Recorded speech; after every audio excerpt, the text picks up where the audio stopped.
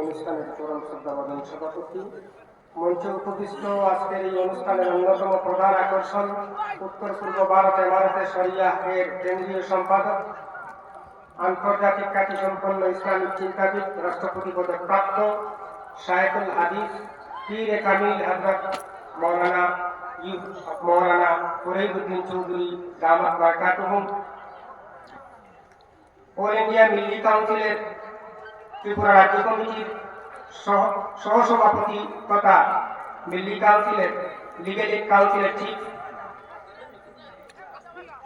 Councillor, Tripura রাজ্যের একমাত্র title মাদ্রাসার চিফ অ্যাডমিনিস্ট্রেটর, এই মাদ্রাসার প্রাণ পুরুষ জনাব মৌলানা আমিন আলী আল জলিল দামাত বারকাতুহুম, হযরত উলামায়ে কেরাম, উপস্থিত সুধীবৃন্দ, সবাইকে আসসালামু আলাইকুম ওয়া রাহমাতুল্লাহ। কৈলাসহরের মানুষ প্রাণবন্ত, এটা সবাই জানেন।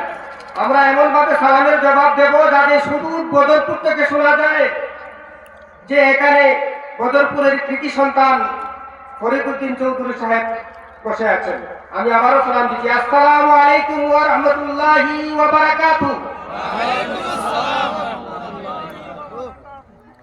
আমি সাধারণ শিক্ষিত ব্যক্তি, ওলামায়ে কেরাম শুনেছি।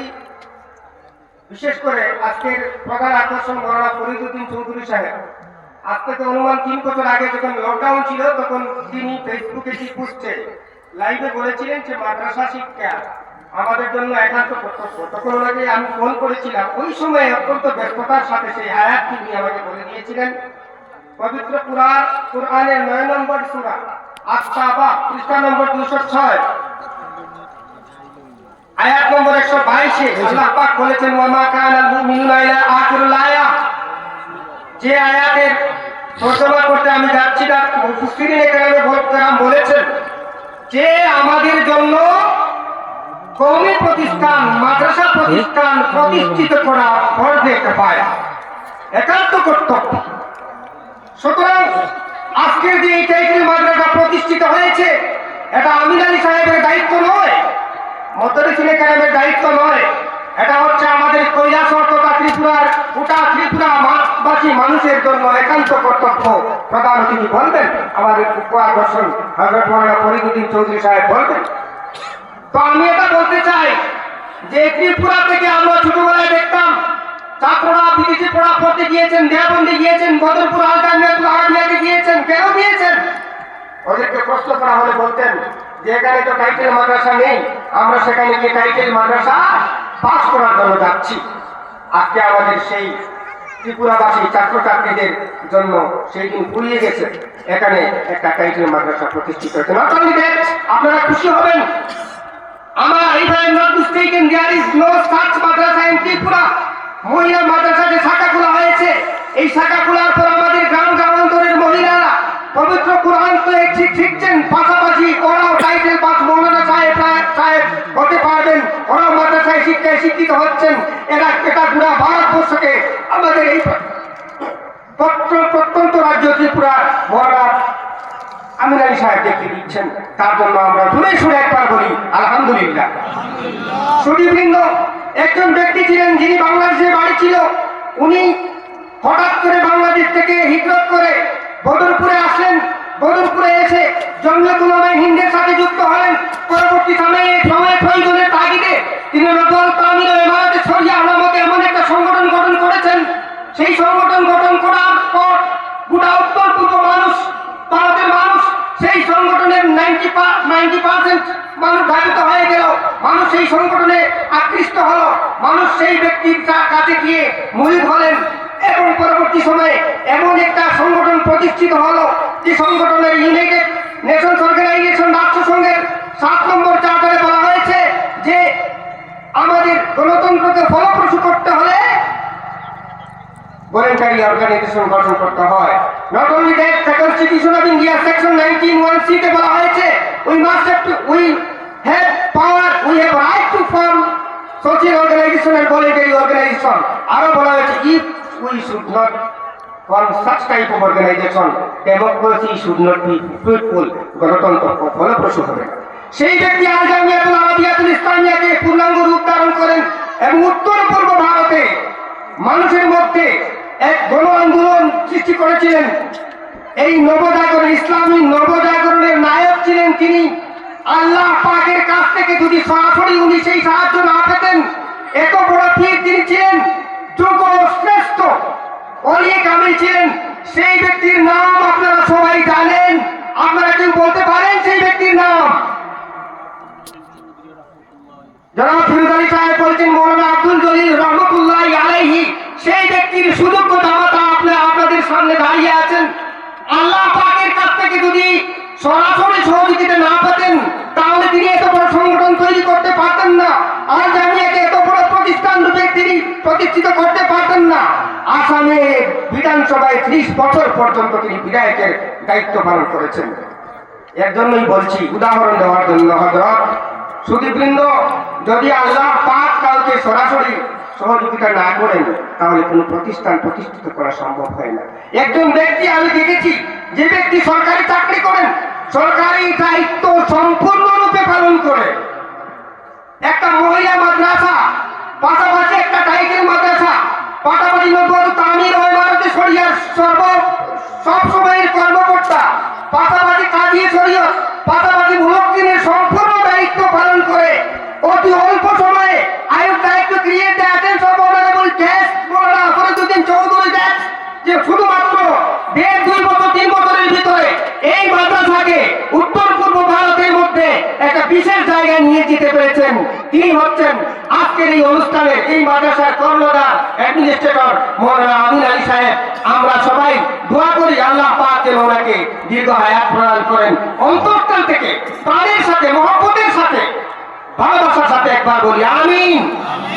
সুদীবৃন্দ, আপনারা বক্তব্য শুনবেন। আমার বক্তব্যের শেষ প্রান্তে এসে এটাই বলবো যে আমরা আমাদের এই ত্রিপুরা প্রত্যন্ত এলাকা, এই প্রত্যন্ত এলাকায় এরকম একটা টাইটেল মাদ্রাসা যতটুকু প্রয়োজন, শুধুমাত্র পড়াশোনার জন্য প্রয়োজন যে তা নয়, এটা হচ্ছে আমাদের ত্রিপুরাবাসী মুসলিমদের মেরুদণ্ডকে সোজা করে দাঁড়ানোর মতো একটা প্রতিষ্ঠান। আমরা ত্রিপুরার মানুষ চিৎকার করে বলি, আমরা ইসলাম ধর্মে দীক্ষিত, আমরা সচেতন, আমরা রাজনীতি বলি, আমরা রাজনৈতিক সচেতন। এটা গোটা আসামের মানুষ আমাদেরকে বলেন, আমরা একটা টাইটেল মাদ্রাসা প্রতিষ্ঠিত করতে পারছি না। মানুষ আমাদের ত্রিপুরার মানুষকে, আসামের মানুষ, উত্তর পূর্বে ভারতের মানুষ, গোটা ভারতবর্ষের মানুষ আমাদেরকে সম্মানের চোখে দেখেন এবং বলেন যে ত্রিপুরার মানুষ রাজনৈতিক সচেতন। এটা আমাদের কৃতিত্ব। আর সেই জায়গায় দাঁড়িয়ে আমরা এই কৃতিত্ব অর্জন করার পর আমরা যদি একটা টাইটেল মাদ্রাসাকে পূর্ণাঙ্গ রূপদান করতে না পারি, তাহলে আমরা কখনো নিজেদেরকে ত্রিপুরার গর্বিত মুসলমান বলে দাবি করতে পারব না। সুদীবৃন্দ, আপনারা জানেন আল্লাহ পাক পবিত্র কোরআনে পরিষ্কারভাবে বলেছেন, ওয়ালা তাহিনু ওয়ালা তাহজানু ওয়া আনতুমুল আ'লাউনা ইন কুনতুম মুমিনিন। মন ভাঙা হয় না, চিন্তা করো না, ভিডিও হবে তোমরাই যদি তোমরা ইমানদার হও। এখন প্রশ্ন হলো, I would like to create the attention of honorable guest. প্রশ্ন হলো, ইমানদার হতে হলে কিসের প্রয়োজন? তার জন্য প্রয়োজন হলো we must have to establish such type of organization, such type of madrasa.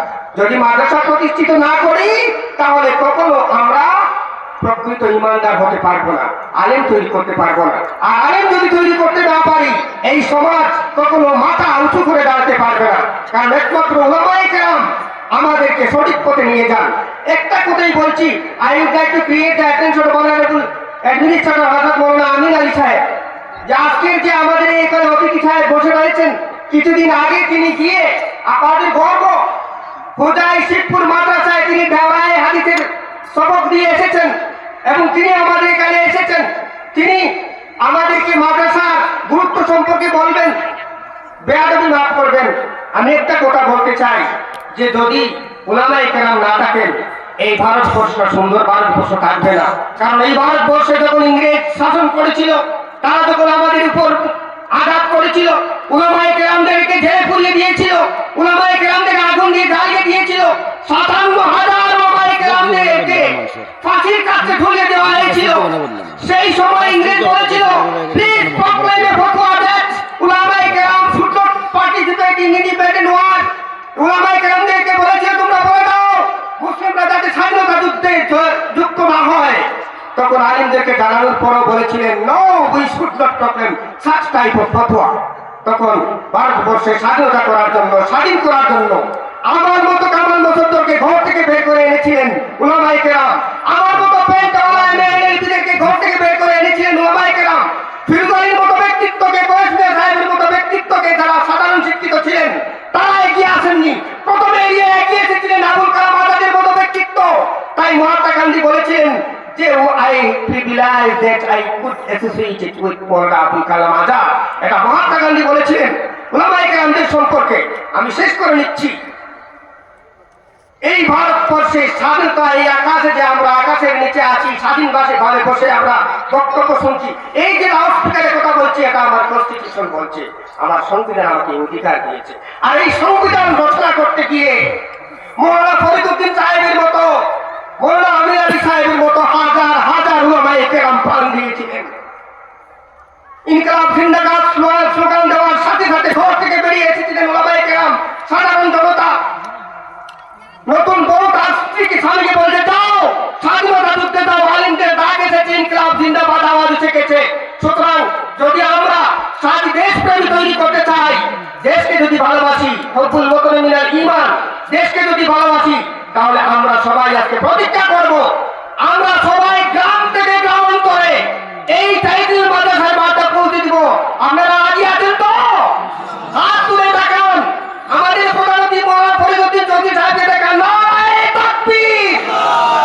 হযরত মৌলানা ফরিদউদ্দিন চৌধুরী সাহেব, হযরত মৌলানা সিরাজউদ্দিন সাহেব, হযরত মৌলানা আমির আলী আল দলিলি সাহেব। পরিশেষে বলবো আপনারা এগিয়ে যান আমির আলী সাহেব। আমরা এই রাজ্যের যুবকরা আমরা আপনাদের পাশে আছি। আমরা রাজনৈতিকভাবে, অর্থনৈতিকভাবে সব ধরনের সহযোগিতা করব। যদি কেউ অসহযোগিতা করে, কেউ ষড়যন্ত্র করে, তাদেরকে মনে করে দিতে চাই, পবিত্র কোরআনের 3 নম্বর সূরা 3 নম্বর পারার 54 নম্বর আয়াত আল্লাহ বলেছেন ওয়া মাকারু ওয়া মাকারাল্লাহ ওয়াল্লাহু খায়রুল মাকিরিন। আমি অর্থটা বলছি না, উলামায়ে কেরাম জানেন। আপনারা এগিয়ে যান, আমরা আছি আপনার সাথে। ওয়া আখিরু দাওয়ানা আলহামদুলিল্লাহি রাব্বিল আলামিন। ধন্যবাদ।